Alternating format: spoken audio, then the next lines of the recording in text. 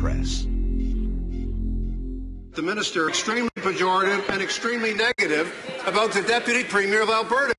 And the simple question to the minister is, every guideline that's been put out by the Prime Minister asks ministers to act with respect, and to act with respect and dignity with respect to their office and with respect to others. It's a simple question. Why will the minister not stand up and simply say, I'm sorry? Why is that so hard? The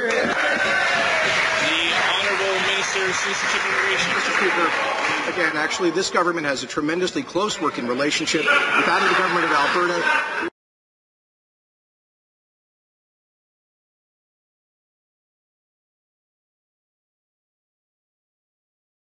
Well, you don't hear apologies too often in Ottawa, but there was one today. It came from the Federal Immigration Department after officials were caught staging a citizenship ceremony using bureaucrats who pretended to be new Canadians. The elaborate event was organized by Jason Kenney's department for the Sun News Network, intended as a way to showcase the importance of the ceremony. But by faking it, both Sun TV and the government are facing embarrassing questions. Forcing is official as stunt double. This is totally shameful. The opposition isn't buying it. What the minister's office should have done is tell any news outlet that wants help faking a story to go jump in a fake lake. Is the minister really that far out of the loop with his department? Today, I became aware that one small reaffirmation ceremony last year had logistical problems, and that was formally dealt with, Mr. Speaker.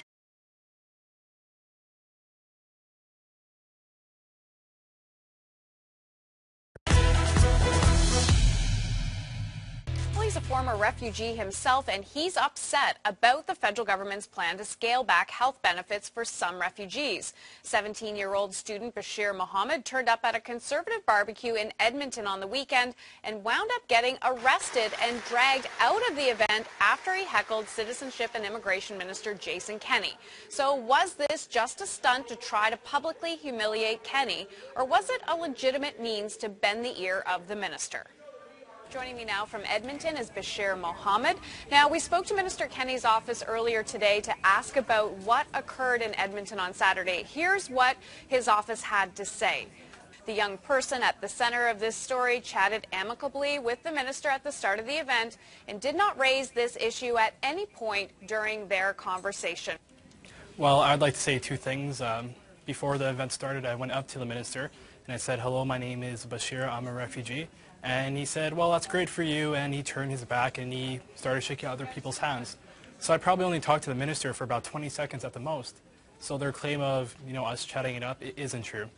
And also, you have to keep in mind that the minister doesn't allow for critics and doesn't allow for interviews where the person challenges him. All the interviews he has, all the statements he put out are purely ideological and not based on fact. And I'd like to say that I'm not the first person who's done this. There's about 4 or 5 other doctors all across Canada who have done this similar act, and I just happen to be the first one who was arrested. Now the reason why I did this was because he doesn't allow for any criticism, he doesn't allow for any comments, and he doesn't allow for any open debate. Now I would like to address the first part of the question about the gold-plated health care benefits. Now, most people don't realize that this program is temporary, and the people who receive it have probably lived in a refugee camp for their entire lives. That's not accurate, actually. In fact, if you are a government-assisted refugee, you still get this additional health care. But how about the thousands of other refugees?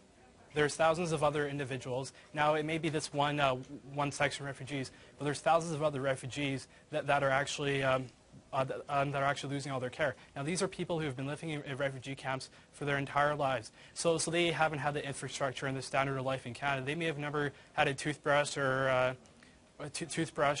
anything in their entire lives. So when they come here and they have all these serious problems. But their claims have been denied. The claims that have been denied are the ones that won't receive these types of assisted health care. The government-assisted refugees still receive this form of extended health care. That's actually not true.